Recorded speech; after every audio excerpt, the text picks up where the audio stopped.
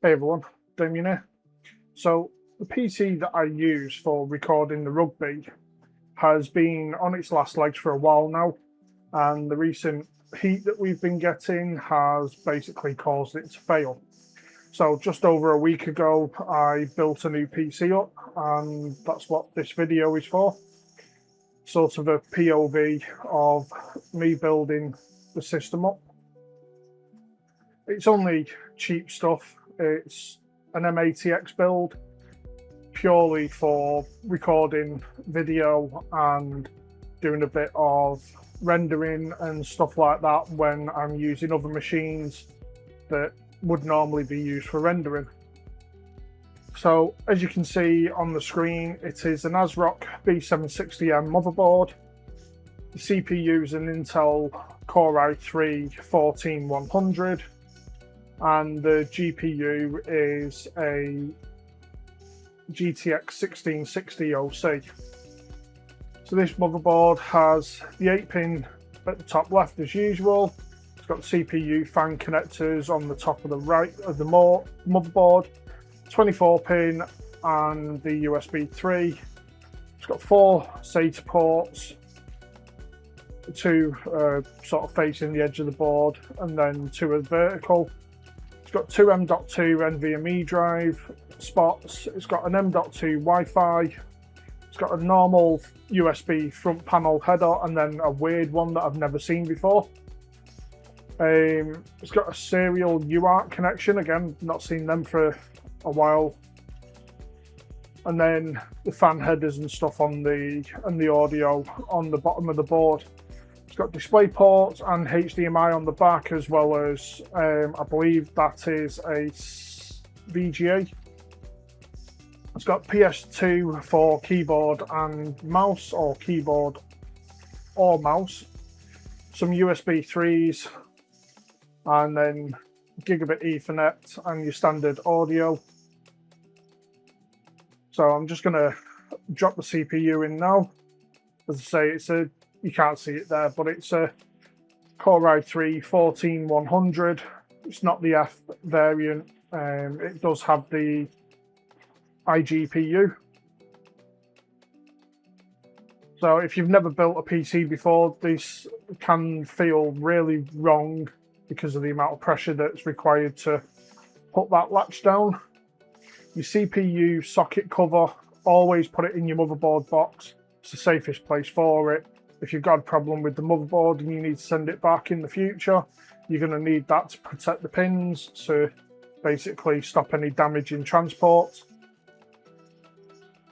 Because it's only a low-powered CPU, and because it's not going to be used for any real major intensive work, I just went with a cheap idcooling air cooler. You can see here that it's just a single fan, 120mm fan cooler, and it does the job perfectly fine. Been running this now for just over a week, and the temperatures of the CPU have never gone above sort of 50 degrees, and that's under 100% load with both the CPU and GPU loaded. So it does a really good job actually for cooling. And that's even with the heat that's going on at the moment. You get a generic sort of instruction manual, cheap 120mm fan. I mean, this cooler I think was about £20 when I bought it. And then all the accessories come in a little box. So you get some idcooling branded thermal paste. I use some Arctic MX in the end. You get your AMD and Intel mounting brackets and some different spacer blocks dependent on the socket that you're using. The red ones I believe are for AMD because you need to take off the mounting bracket that would normally be used for your cooler. You get the mounting hardware for everything else, and then you get the fan holders. So Luckily you get two of them, so if you damage one or you decide to do push-pull in the future, you'll need a different set of fans, but you can do push-pull if you wanted to. It's a nice black cooler, and remember to take that sticker off when you go to actually install it. All the fins were straight, you could easily see through them, and it's just a nice matte sort of black finish to it. The system looks alright in the end.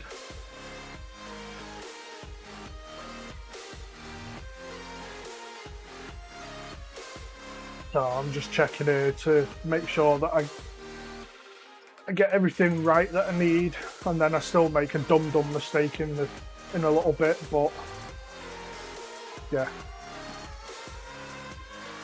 Even those of us that have been building PCs for well over 25-30 years still make mistakes to this day. And if you're curious, I do have an anti-static strap on. It's just not on my wrist, it's on my leg. You can just about see the yellow there.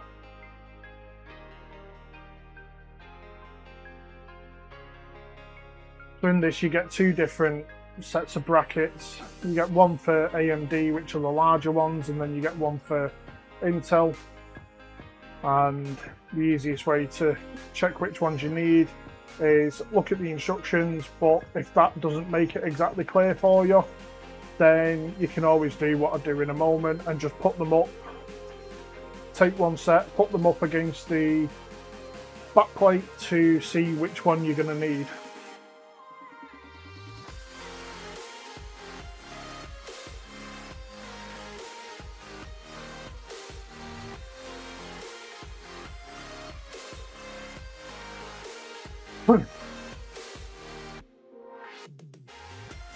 I'd say this is where I make a dumb mistake, because basically I knew it was LGA 1700.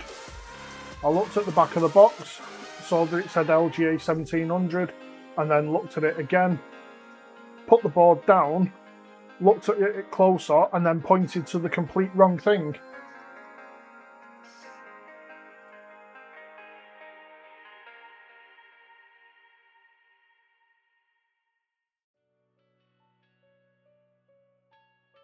So these little standoffs, I don't think have a particular way of going, but I ended up spending a little while looking at each one, trying to make sure that they were going on the right way, and I don't think it makes any difference.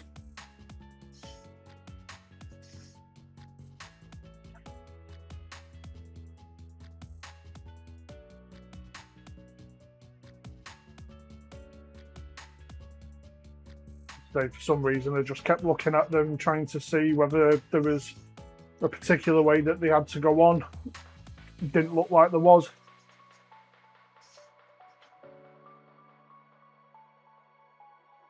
This is, as I say, you can look at these and then put them up against to see whether they'll fit. The ones for the AMD bracket and socket ended up being far too long, so it's like, you know, they're not the right ones.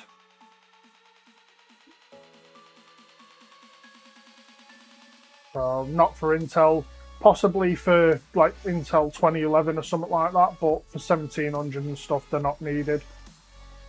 It's the smaller ones. And then what you need to do is just make sure that you get these the right way round.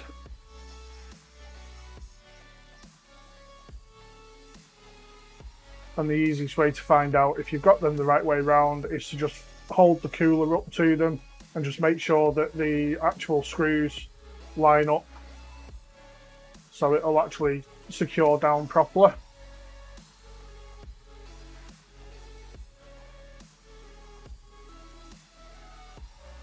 Cooler gets fitted later on anyway, but it's just a case of putting in the thumb screws now. So I speed all this part up, and including the bit in a moment where I just do a bit of tidying up, clearing stuff off the desk that's not needed for the next thing that I'm going to do.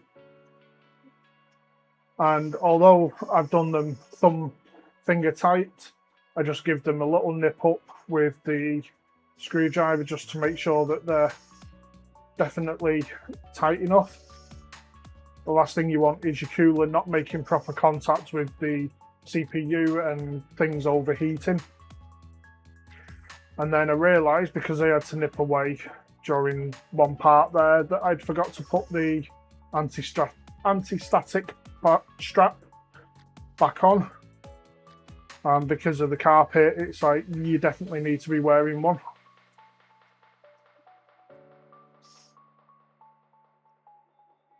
So, as I say, now it's just a case of doing a bit of tidying up.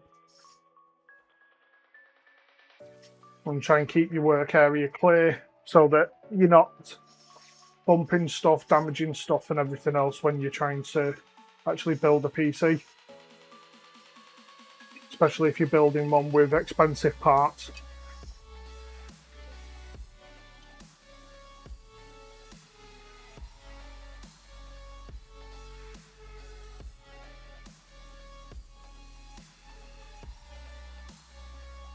The next part coming up is the case, and this was just under £40 off Amazon, and considering the price of it, it's actually a pretty good case. There is a little bit of a design flaw in it, which I've mentioned in the review that I've put on Amazon for it, and that is that it could have just been 30 to 50 mil taller, I think, and that would have negated one of the issues, which is when you're building in this, you need to remove all the fans that come with it. And for the price, for £40, you get the case with glass front panel, glass side panel. It'll take a 240 AIO. It'll take pretty much a full-size GPU. My old MSI RTX 2080 Ti Gaming X Trio, yes, long name, fit in this case no problem when I tested it. But because it's about 30 to 50 mils shorter than what I think it should be, when you're building it, you need to remove all of the fans to be able to access all the standoffs and to be able to connect your front panel connectors and stuff like that.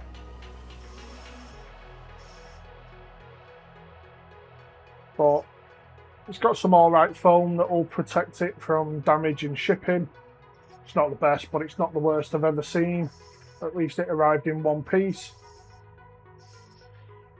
I got to take the bag off here thinking that it was sellotaped together, and it wasn't. It was just caught on the feet.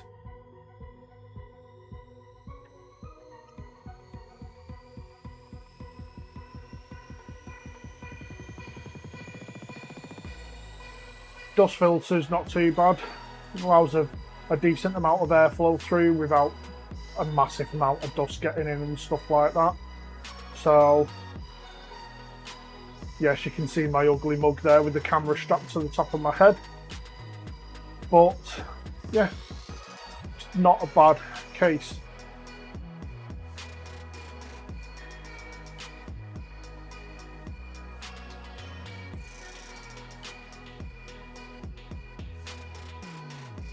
That little magnetic tray on the LTT precision screwdriver set comes in handy.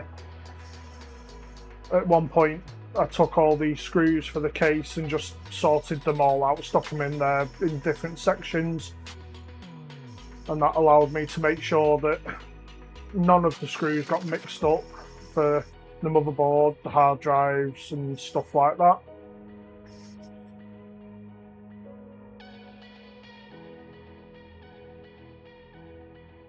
Thumb screws for the side panels were a little tight. It was as if someone had just nipped them up with a screwdriver, and it was a bit of a pain. I then made another dumb mistake here. The panel doesn't just pull off, it slides to the left first, then comes off.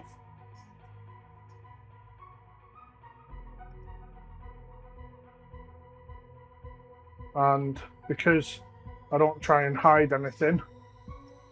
I just left it in, as you can see there. You just push it to the left slightly and then it'll come off. I do a similar thing with the front panel. Can't remember if I've left it in the video or not, but basically there's 2 screws at the top for the front panel. Both of them need to be unscrewed, and then the side panel pops from the front. Pull it forward slightly, not too much, and then you lift straight up because it's got locating sort of pin things at the bottom of it. They're really small, thin pieces of metal, but it helps to hold it into place. Because it's a cheap case, the 5 fans all use a proprietary connector, and that goes back to a Molex connector. The power supply that I'm using in this build doesn't have any Molex connectors on it. I can't find the leads, so I've not been able to put a Molex connector in it. So I knew that going from the start that I would probably need some different fans, so I ordered some different ones, which you'll see later. And they, again, are quite cheap. They're Thermalright fans. They're 1550 RPM, so 1550 RPM fans, 120mm, and at the moment, as of recording this video, you can get a 5-pack for £14.70. They're RGB as well, but normally they're about £17.30, £17.40 for 5 fans that are RGB, pretty quiet, and move a decent amount of airflow for an air-cooled case, especially this size. They're perfectly adequate. You're not going to go wrong with them. So I'll leave a link to some of the stuff in the description below. None of it will be affiliate links because I'm not affiliated with Amazon and all the rest of it. It's just that's where I bought stuff from.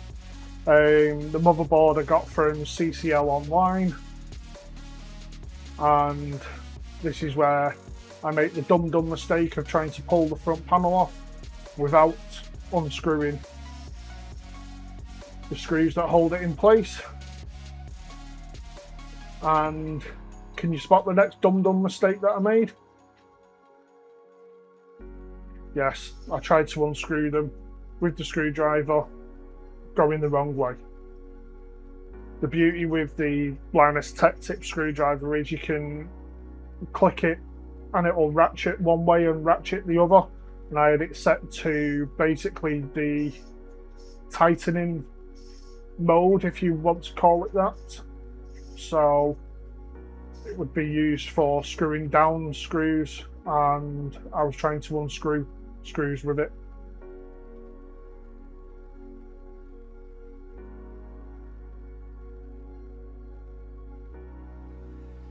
So as I say, once you've took the front panel off, once you've took the side panels off, my advice would be, which I learned soon, is take them 5 fans out if you're, it doesn't matter whether you're going to be using them or not, while you're building the PC up, take those fans out. It will make your life a lot easier when trying to screw in the motherboard. And the order that I would take them out in is back panel one first, then the top ones, and then the bottom ones, because you're going to need the clearance for the bottom ones to be able to get the back screws, especially the screw near the GPU brackets.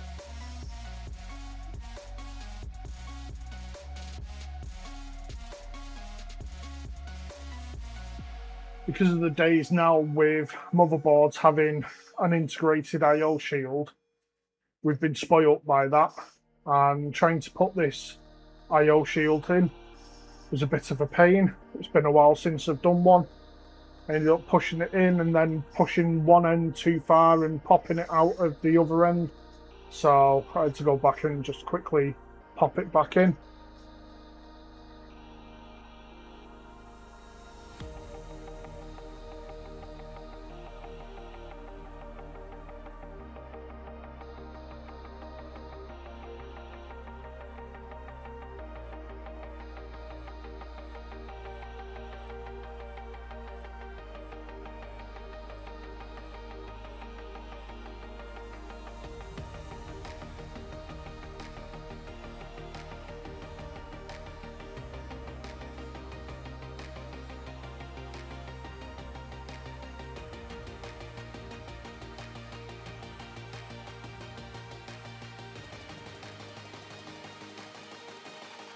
Took a little bit to get it lined up. It was getting caught on some cables. I eventually figured it out, and then it needed just lifting up slightly and pushing in. But once that was done, it's just a case of screwing it in because all the standoffs lined up.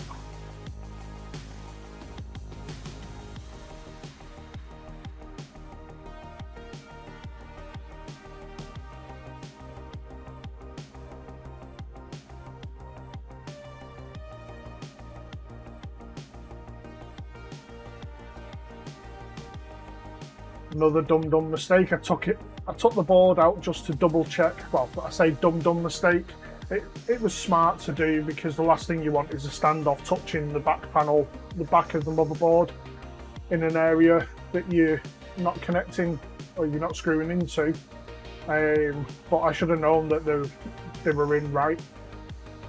So as you can see, I've got all the fans out now, screwed the motherboard in, and I've put the two of the Thermalright fans back in because I've connected everything on the front panel on the bottom of the motherboard. So the front panel's connected, the audio's connected, the USB's connected. I spent a bit of time trying to plug the RGB in and then found out that it was not an RGB header. It's an old style of serial connector or a new style of serial connector.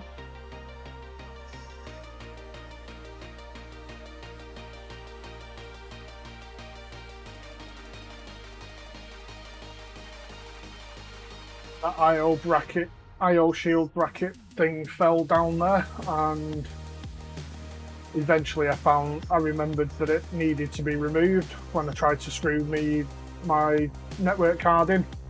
This is just a 2.5 gig QSFPTEK Ethernet card off Amazon. Dirt cheap, but works really well. It is using the Realtek chipset, but it does the job for what I need it to do. So I get it screwed in.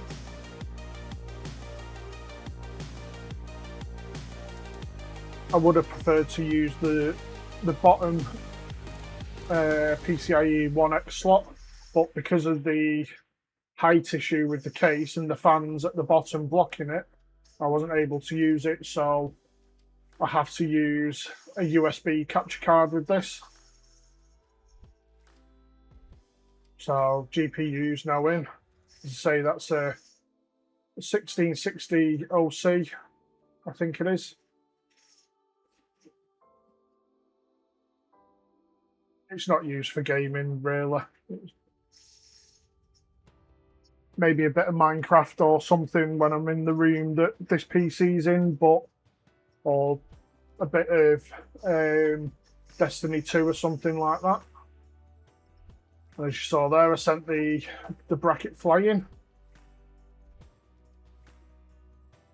It was so warm this day, and basically all the fans going and stuff like that, it was just, even with all the fans going, it just wasn't getting any cooler. The beauty with this card is, as you can see, it just uses a single 8-pin PCIe connector. None of this stupid 12-volt high-powered 2x6+6 connector that likes to set on fire. It's just a standard 8-pin PCIe power cable nice and secure, plenty of power.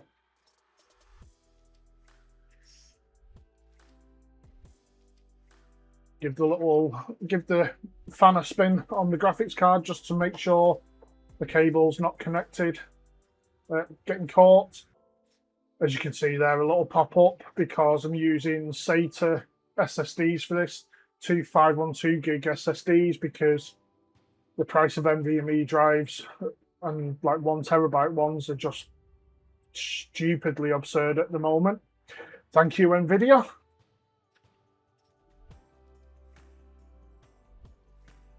And then the controversial moment, is it too much? Is it too little? Well, I used the method that I've always used. Never had a problem with it overflowing too much or ending up with CPUs overheating. Put one blob in the middle and then 4 smaller blobs, one in each corner. As I say, it's done me all throughout the years, going from the old AMD X2s, the Q6600s, Core 2 Duos, Core 2 Quads, i7s, i5s, Xeons. Yeah, that method has always served me well, so I just keep doing it. On the AMD EPYC chip though, that's in my Unraid server, that I go with a different method. I basically use a thermal paste spreader and I spread it out to make sure that it's got a nice even coverage. So I went through and did some, in quotes, some cable management, enough to basically turn the PC over and squish the side panel on, because eventually this is going to, once NVMe drives come down in price, I'm going to pull the drives out that are in it and replace them with NVMe drives. And when I do that, the cable management will get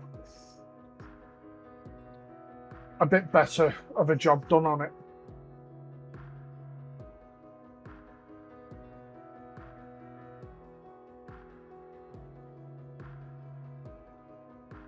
Doing a little bit of a push on the cable there because the power cable ended up coming through a bit more as I was pushing the back panel on.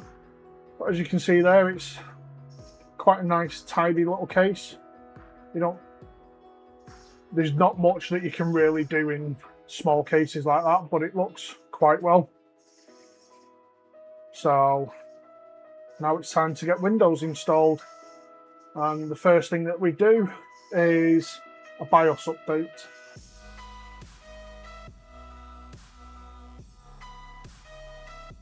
Quick mouthful of tea then. So nice little instant flash. I've got the BIOS on a pen drive. I downloaded that once I'd built it and booted it up to make sure that the PC was actually working, make sure everything was being detected and stuff. One of the SSDs that I installed in it, I connected up and that had a Windows install on it already. The other drive wasn't connected because Microsoft still haven't fixed the boot manager issue, where if you have more than one drive installed in the machine and you go to install Windows, it can put the boot manager on a different drive, and if that drive fails or you remove it, you suddenly can't boot into Windows. So I'll go through here just setting up a load of different settings that I wanted to enable, some I wanted to disable.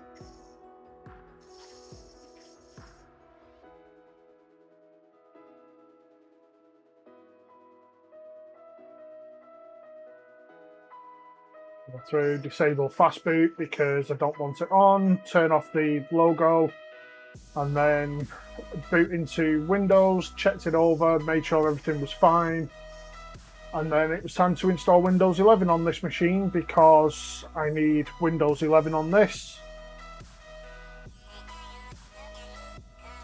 As much as I would like to use Linux on it, I need Windows on this one, and there'll be a video coming soon for my gaming PC, which is going to Linux, because screw Microsoft and its AI and data collection bullshit.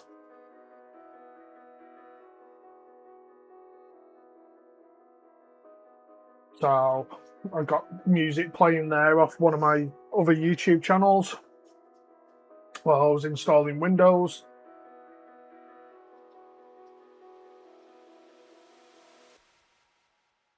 And I know the desk looked really messy, and it still somewhat looks like that now, but it's a, in quotes, controlled mess. I know where everything is, I know what's needed, but some of the stuff has gone now.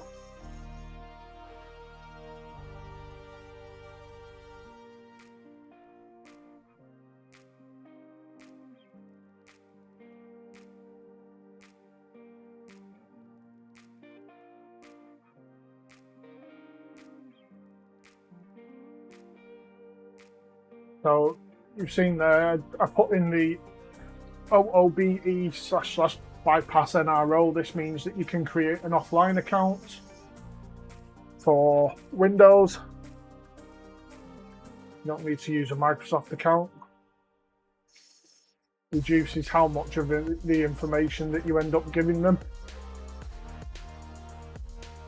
So I'll just go through here telling them that they can basically go away, they're not going to get any of that.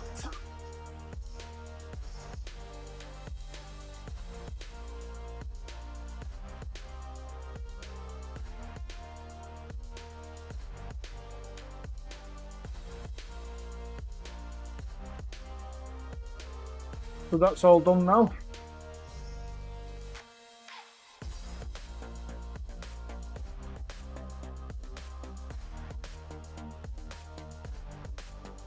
And we get more updates. So we skip past that and we get into Windows. And I've got more music playing in the background for myself while I'm going through doing all the changes in Windows that I want to change, making sure all the updates are done, turning off the power management stuff that I want turned off, making sure that my Pi-hole is set as my DNS, removing all the junk that I can remove without using one of the scripts that you can get on the internet for debloating Windows, because every single one of them that I've used has always ended up causing problems, so I don't use them.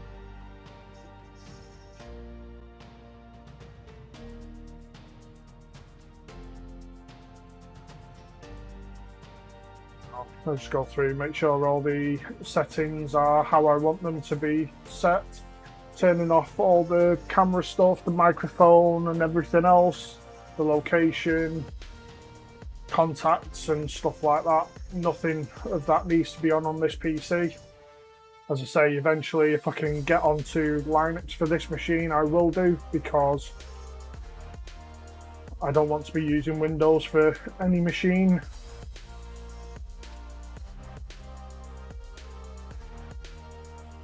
So going forward, when I do the video for switching to Linux on my gaming PC, I'm going to try editing that using a video editor on Linux instead of the one that I use on Windows, which is Sony Vegas. Even though I did purchase the latest one about a year ago, or thereabouts. So I'll just go through, install Firefox, Chrome, Brave and stuff like that. I use different browsers for different YouTube channels, which is why I have so many of them on there.